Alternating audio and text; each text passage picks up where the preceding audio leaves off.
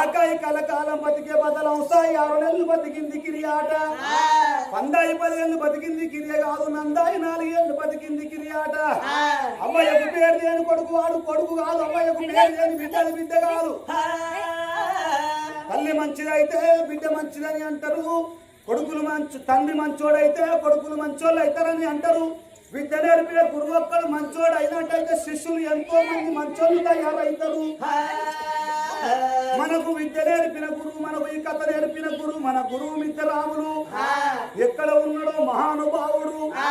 అతనే చెప్పిన కథలు ఒగ్గు కథలు క్యాసెట్ల రూపం లోపల విని మనం నేర్చుకున్నాము అతడే మనకు గురువు ఎక్కడున్నాడో చచ్చిపోయి స్వర్గం లోపల ఉన్నాడు మన గురువు మిత్రరాములు